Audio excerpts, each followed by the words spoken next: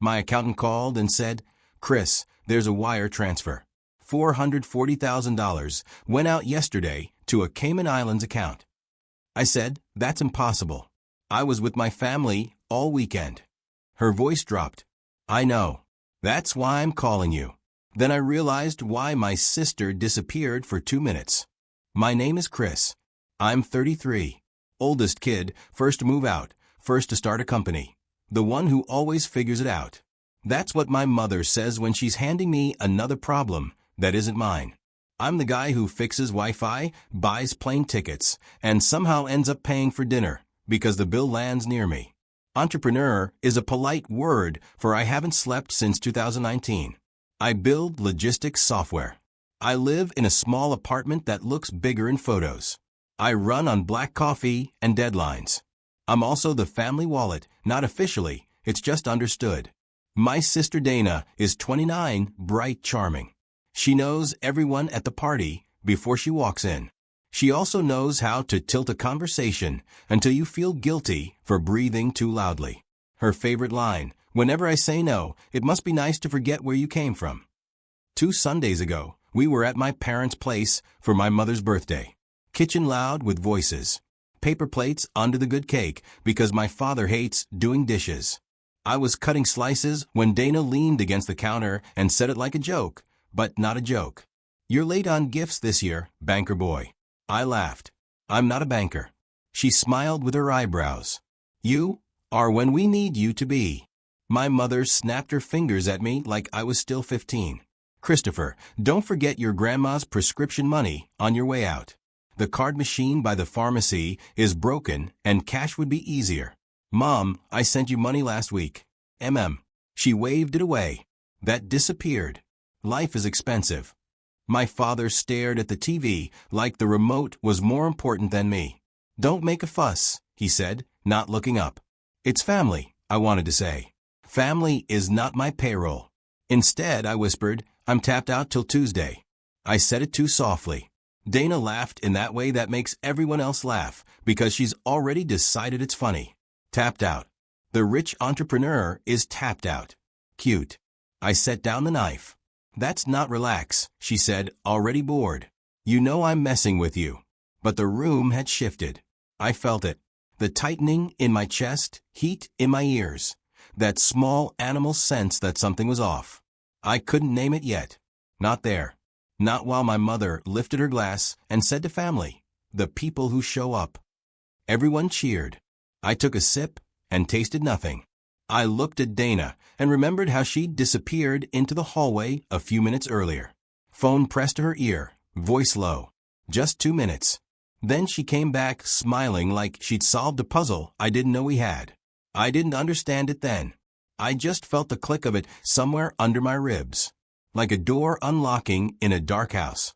Here's the part people skip when they tell tidy stories. The pattern. At 22, I built my first app. It tanked. At 24, I joined a tiny startup, then left to start my own with a friend.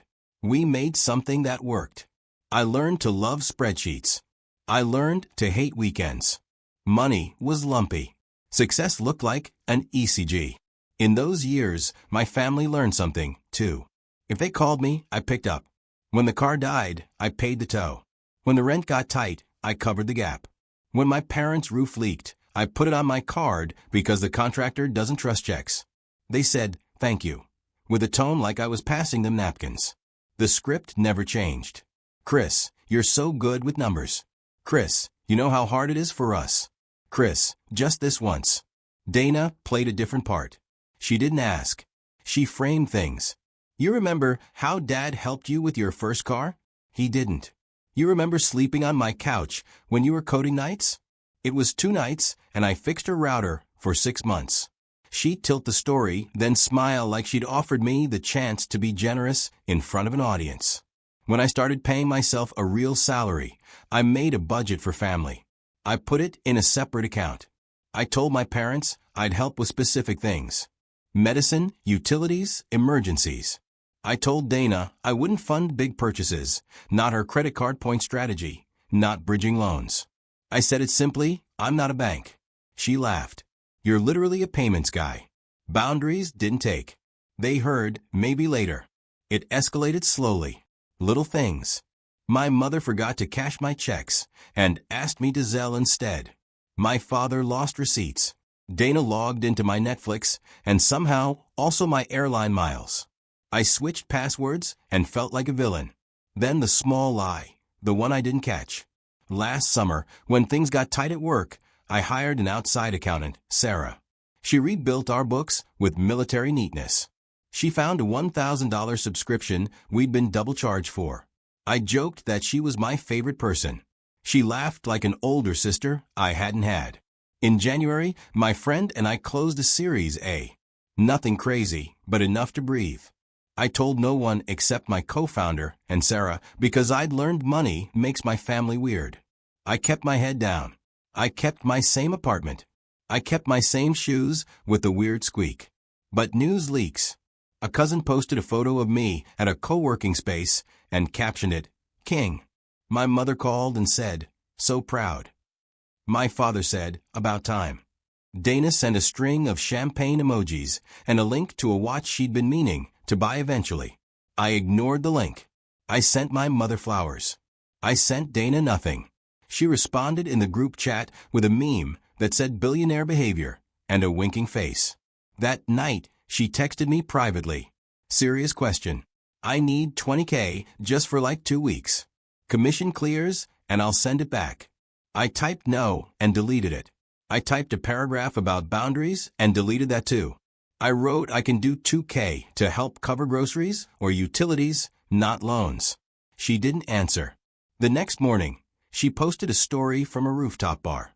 Then, the weekend at my mother's birthday, the thing with the 2 minutes in the hallway, and the small click inside me. Monday morning, 8:14 a.m., I was in a Zoom with a client who speaks in bullet points. My phone flashed with Sarah's name. I let it go to voicemail. It rang again and again. That's not like her. I answered. Her voice was tight. "Chris, did you authorize a wire transfer yesterday?" "Yesterday was Sunday." "I know," she said. "That's why I'm calling." I switched my laptop audio to mute. "How much?" "A lot." My mouth went dry. "How much is a lot?" "For 40. I stared at the ceiling tile above my desk like it could fix me. 100, she said. 440,000. "Sarah, that's impossible. I was with my family all weekend." "I know," she said, and her voice dropped. "That's why I'm calling you." I felt the click again. Dana, the 2 minutes, the hallway. I walked to my kitchen because the walls in there feel like a place where true things can be said. "Tell me everything." Sarah exhaled. "The wire went out from your new high-yield account. Not corporate, personal. Cayman Bank. The request had your full name, SSN, a PDF of your ID, and a signed letter. I didn't sign anything." I figured. The signature. Looked traced. I leaned against the counter so hard the wood squeaked. When Sunday 1:42 p.m., my brain brought up a photo of my mother blowing out candles at 1:35. It played me the sound of Dana's laugh at 1:38. It showed me my sister stepping into the hall at 140 with her phone pressed to her ear. "Sarah," I said, "can we freeze it?" I already called the bank. They flagged it. "It's pending final settlement. We have a window." "How big?" "Hours." "You have my power of attorney documents for corporate, not personal." I closed my eyes. "Walk me through what you need." She did. I took notes with my left hand because my right hand wouldn't stop shaking. I opened my password manager and changed everything I could think to change. I called the bank, then security, then the fraud line, then back to the bank because the first person pronounced my last name like a question. By noon, the wire was in a holding cell. Not safe, not gone, just in the place where money waits to see who cares more. At 12:18, my mother texted, "Did you make it home okay, honey?" At 12:19, Dana texted, "Are you being weird?" "You're being weird." I typed, "We need to talk," and deleted it. By 12:34, Sarah sent me screenshots. The IP that requested the transfer, the email used to confirm it, the device fingerprint from a login, a repeating pattern over days of failed login. At 2 a.m. looks like they had your old password, she wrote, and got lucky when you used the same route on that new account. My stomach dropped. 6 months ago, I'd helped my parents with their Wi-Fi. Dana had hovered behind me. What's your password again? She teased because she always teased. I'd held up my phone screen. Half a joke, half a dare. She had laughed. You're impossible. Not impossible, it turns out. Just predictable. I didn't start with the police. I started with the family group chat because I'm a fool who always hopes the easy door opens first. Me. Emergency call at 1:00 p.m. Everyone. Mom, I'm in a Pilates class, sweetheart. Dad at work. Dana, make it fast. Me now. They joined the FaceTime with the lighting of people who don't expect to be caught. My mother smiled too wide. Chris, darling, what's wrong? You look pale. I kept my voice flat. Someone tried to steal $440,000 from my personal account yesterday. Silence. My father blinked. My mother's smile took half a second to break. Dana tilted her head like a cat. I shared my screen. This is the wire request. Here's the signature. Here's the Cayman account. Here's the IP. Here's the device ID. Here are the login attempts from our home network name on Saturday night. Here is the authorization email sent from an address created last week with my initials, but wrong birthday. My mother whispered, "Oh my God." I kept going, because if I stopped, the room would fill with fog. Here's the photo of my ID attached to the request. It's my ID, but the edges are jagged where someone traced it. Here's the line where they typed my middle name wrong the way only someone who guesses would type it. Dana crossed her arms. So I said, "So someone scammed you," she said, shrugging. "You're not special, Chris. Happens to people every day. You should be more careful with your passwords." I didn't blink. "Dana, where did you go for 2 minutes yesterday at 1:40? She rolled her eyes. "Bathroom. Your phone was in your right hand in the hallway." I said, "You never go to the bathroom without your phone. But you came back with both hands empty. Where do you set it while you were in the bathroom?" She opened her mouth, closed it. "You can't be serious." "I am," I said, "because the request came in at 1:42 and the IP points to our house. The device fingerprint matches your new phone. And the test email to confirm the transfer uses your backup, Gmail, you only give to delivery drivers. You forgot you used it for a brunch reservation once and replied to Mom from it. It autofills." My mother said my name like a warning. "Christopher." "Mom," I said without looking away from Dana. I tapped my keyboard. A new window filled the screen. A photo Dana had posted last week. It was a hand holding a cocktail. Her hand. Her nails with tiny white stars on the ring finger. Next to them, her phone case clear with a sunflower sticker mirrored in the glass. The reflection showed her lock screen. That dumb, perfect candid of us at the beach when we were kids. The same lock screen in the security lock. "Are you serious right now?" Dana said. Her voice, for the first time, had a hairline crack. I didn't yell. I didn't move. I just said, "I froze the wire. If you tell me now, I can decide how this goes." She laughed, but it was the wrong laugh. "Decide? You think you get to decide? You walk around with your startup and your little money and act like you're better than us, but you're not. You're a vending machine with feelings." My father finally spoke. "Dana, just her name, not a scold, a caution." Her chin went up. I did nothing. "Then you won't mind the police seeing your phone," I said. "And you won't mind me forwarding the bank's fraud team, the IP logs, the device ID, and the video from our doorbell yesterday that shows you stepping outside at 141 because upstairs is a dead spot for cell service, and you needed signal." Her eyes flashed. "You went through the doorbell footage." "I installed the doorbell." I said, "Remember? I fix things." My mother reached for words and grabbed the wrong ones. "Chris, please. We're family." "I know," I said. "That's why I'm giving you 10 minutes to tell the truth before I send this to people who won't care that we are." Dana's jaw worked like a machine chewing a bolt. She looked at my father. He looked at the floor. She looked at my mother. My mother looked at me. "Fine," Dana said finally. And the word hit the room like a dropped plate. "Yes." I set it up. I wasn't going to take all of it. It was a bridge. I was going to put it back. She tried to smile. You know how these deals work. What deals? I said, but she was already talking. I met a guy who does private placements. He said, short window, guaranteed return. He said, if I could get in fast, I'd double it in a week. I just needed seed. I figured you'd say no because you always say no. So you stole. I said. She rolled her eyes hard enough to see all of college. It's not stealing if I was going to return it. My mother finally found her voice small and shaky. We can fix this quietly. We can't, I said. I froze the wire, but the bank filed a suspicious activity report. This is already real. Dana folded her arms again, lips tight. You're ridiculous. No, I said, I'm done. And something in the room snapped shut. The next 12 hours were slow and surgical. First, the bank. I forwarded everything. I authorized the fraud team to contact Sarah. I wrote a statement with timestamps. I included the doorbell video. I signed it digitally. I didn't look at my name in the signature because it felt like someone else's. Then I called the lawyer. He answered on the second ring and told me 2 things I didn't want to hear. Report it to the police now and stop talking to your family until you have counsel on every call. I wrote both on a sticky note and taped it to my monitor because grief makes me forget simple sentences. At 3:06 p.m., I filed a police report.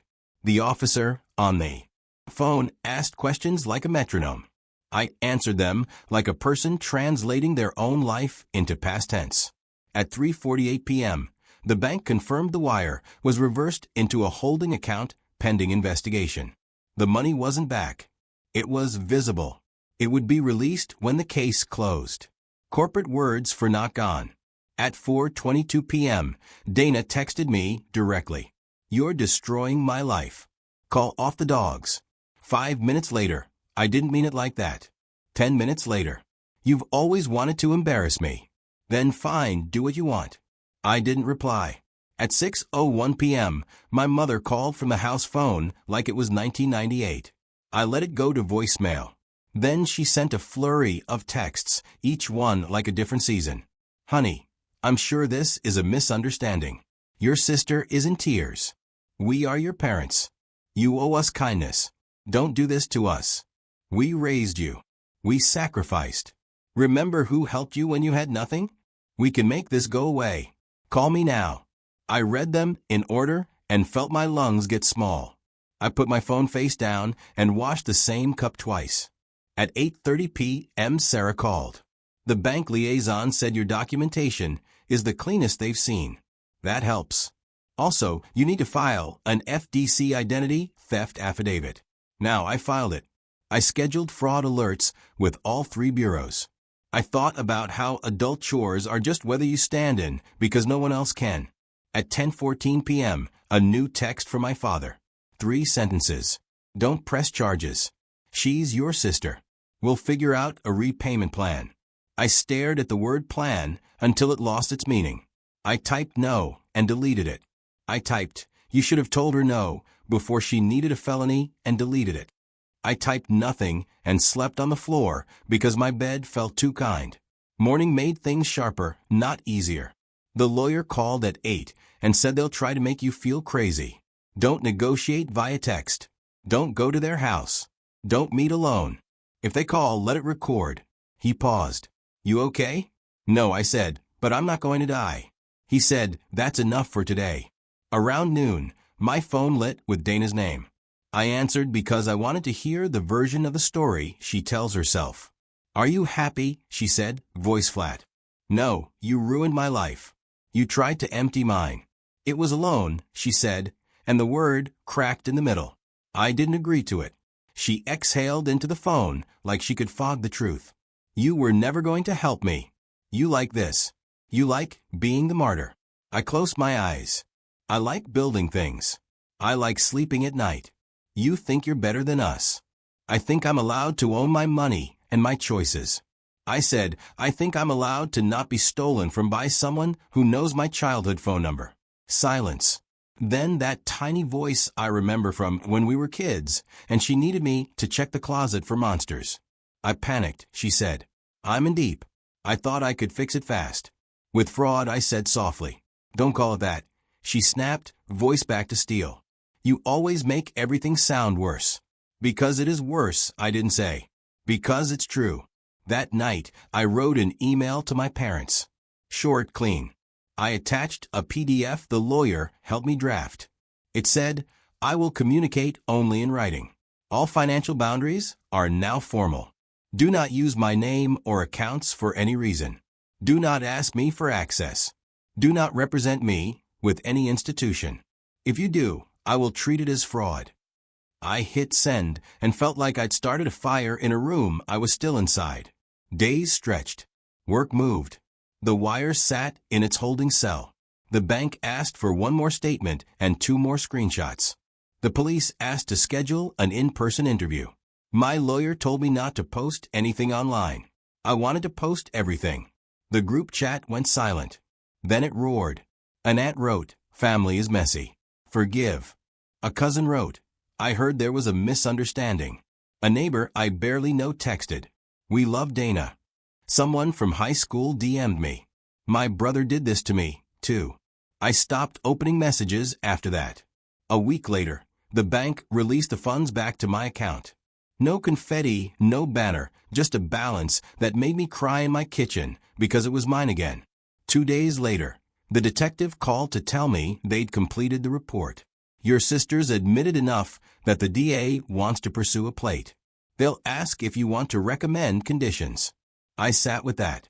The heavy idea that justice can look like choices you have to make about people you love. My recommendations were simple. Full restitution, financial counseling, community service at a victim assistance nonprofit, and a restraining order if she contacts me outside of counsel. It felt both too much and not enough. The storm didn't end. It just changed temperature. My mother's last message came at midnight. You broke this family. I stared at it as long as I could, and then blocked the number because a boundary isn't a line you draw once. It's a wall you maintain daily. I slept for 10 hours, like a person who finally let go of a rope. I used to think closure would look like a speech, that I'd stand up in a crowded room and say, here's every receipt, every screenshot, every time you made me smaller. That people would applaud and the credits would roll. It didn't happen like that. It happened Tuesday at 3:17 p.m. in a Beige County office with a clerk who used 3 paper clips where one would do. I signed the last restitution form. I walked out into bright sun that didn't care who I was. I sat in my car and watched a dad teach his toddler how to press the crosswalk button. The kid pressed it too hard and laughed like he'd broken a rule. I went home. I made pasta. I ate it standing up because sitting still feels like practice for regret. I opened my email and found 2 invoices paid and 1 message from Sarah that said, proud of you. I looked at that sentence for a long time because no one in my family has ever said it without a string attached. Later, I took a walk with my phone in my pocket and my ringer off. The city sounded like a big dishwasher. I passed a pawn shop with a sign that said, we buy gold, and thought about all the tiny ways people trade pieces of themselves to get through a bad week.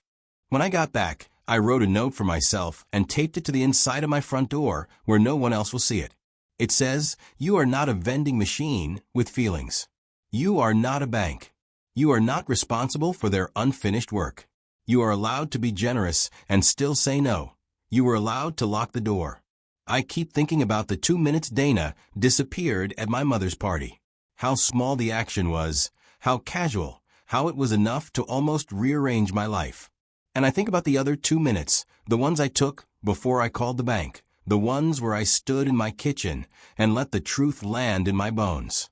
The moment I understood that love without boundaries is just an open tab at a bar where no one knows your name. Sarah called today to close the loop. Everything reconciled, she said. You good? No, I said, then corrected it, because truth is work. I'm getting there. She laughed softly. That counts. I don't know if my family will ever forgive me for choosing not to be used. I don't know if Dana will do the counseling seriously or if my parents will ever say the word steal out loud. I do know this. My accounts are mine. My days are mine. My story is mine. Next time someone in my family asks for something that costs me more than money, I'll say no and let it hang there. Not cruel. Just clean. I used to think the opposite of love was anger. Turns out sometimes it's peace.